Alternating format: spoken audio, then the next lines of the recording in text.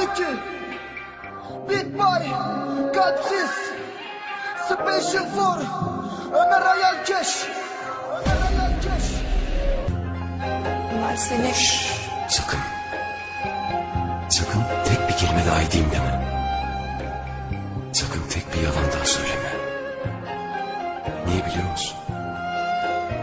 Çünkü inanırım. Yine gece oldu ve aklıma geldin. Kusura bakma ama ben yine geldim.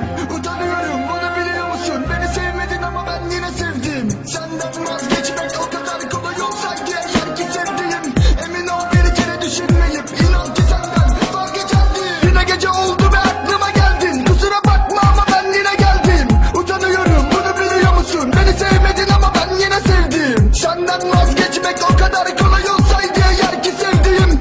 Emin ol bir kere düşünmeyip inan ki senden vazgeçerdim. Anlatamıyorum, anlamıyorsun. Belki de sen beni tanımıyorsun. Sana yalvardım, kabul ediyorum. Ben ağlıyorken sen gülüyordun. Buna katlanamam, canım acıyor lan.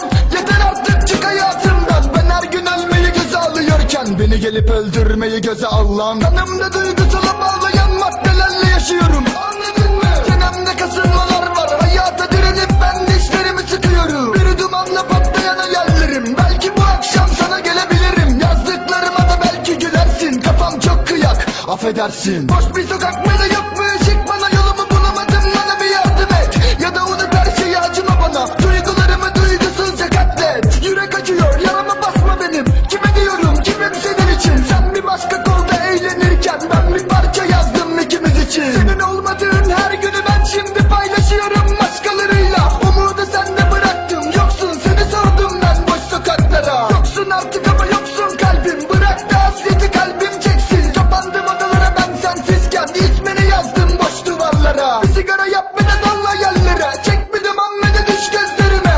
Yemin olsun bakmıyorum ben yokluğumla hiç başka ellere. Kurduğum düşüncelere hitaben içime döküyorum yine sessizce.